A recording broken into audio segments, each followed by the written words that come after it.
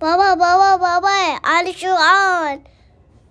هلا وحبايب قلبي، شلونكم؟ ان شاء الله تكونون بخير. قعدني ابني حمودي وقال لي بابا اني جوعان.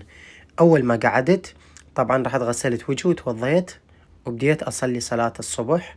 ومن بعدها وين حتوجه للمطبخ.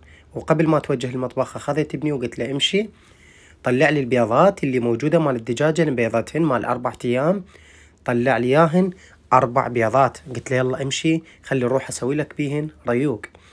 طبعا هذا البيض يختلف عن البيض اللي ينباع بالأسواق. تعرفون ليش؟ لأن البيض اللي ينباع بالأسواق بيض معامل وشركات مصنعة، أما هذا طبيعي 100%، يعني صحي أكثر.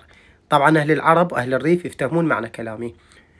هنا طقيت البيضة الأولى وطقيت البيضة الثانية وراح أطق البيضة الثالثة والرابعة أيضا. إذا تلاحظون الصفار طوخ، يختلف عن الصفار مال البيض اللي نشتريه من باقي الأماكن مثل الأسواق.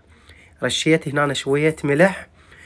وهنا أكو شغلة راح أسويها أريدكم تركزون عليها، وما راح أقولكم شنو اسمها، أريد تكتبوا لي إياها وين بالتعليقات للي يعرفها. طبعا هنا جيت شغلت العين الثانية مال الطباخ وخليت عليها قورة شاي، تمام. وهنا بديت أجهز البيضة.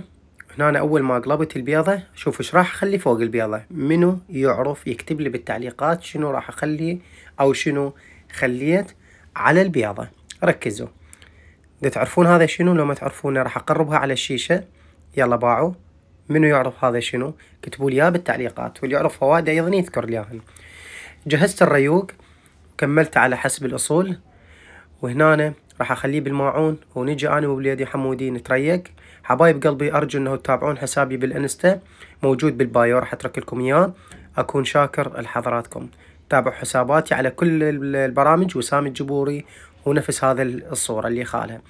هنا جيت وقعدنا وبدينا نتريق، وسهمكم العافية حبايب قلبي. أرجو أن ينال إعجابكم هذا الفيديو. تحياتي لكم.